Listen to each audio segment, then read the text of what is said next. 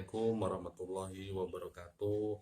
Nama saya Rohmat, saya kuliah di Universitas Terbuka Jambi.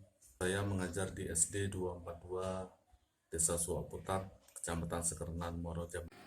Pertunjukan wayang telah diakui oleh UNESCO sebagai Masterpiece of Oral and Intangible Heritage of Humanity pada 7 November 2003. Ada berbagai macam versi dan bentuk wayang, mulai dari wayang kulit yang berbahan dasar kulit sapi yang telah dijemur, dipotong dan diberi warna.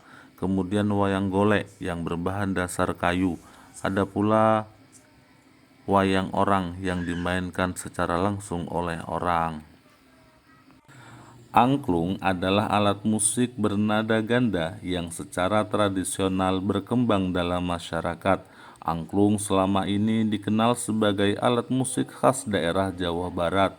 Menggunakan bahan dasar bambu, angklung dimainkan dengan cara digetarkan sehingga benturan antara pipa bambu dengan tiangnya akan menghasilkan bunyi tertentu. Ada dua laras titik nada dalam angklung, yakni laras slendro dan pelok. Pada awalnya, angklung diciptakan dan dimainkan untuk memikat Dewi Sri supaya turun ke bumi, sehingga tanaman padi dapat tumbuh dengan subur. Selain itu, angklung juga dikenal masyarakat sebagai penggugah semangat rakyat ketika bertempur pada masa peperangan di tanah air. Itu sebabnya pemerintah Hindia Belanda pada masa itu sempat melarang penggunaan angklung. Angklung telah mendapat pengakuan resmi dari UNESCO sebagai bagian dari warisan budaya.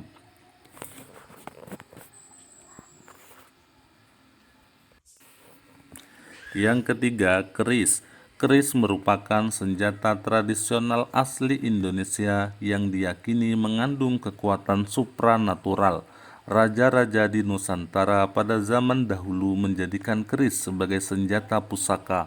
Keris yang telah digunakan sejak abad ke-9 dan dibuat oleh para pengrajin yang disebut empu.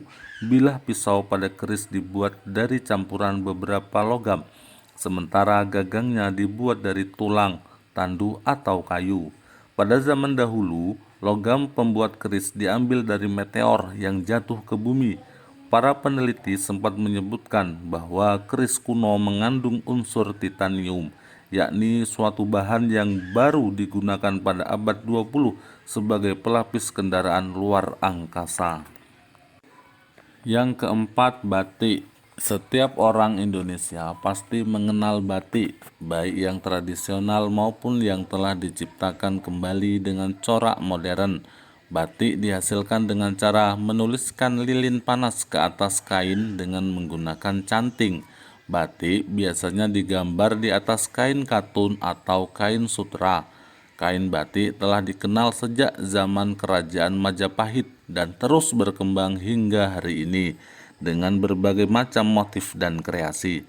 Menurut Profesor Yohanes Surya PhD, ahli fisika asal Indonesia, corak yang terdapat dalam kain batik adalah lukisan tentang alam dan dinamikanya.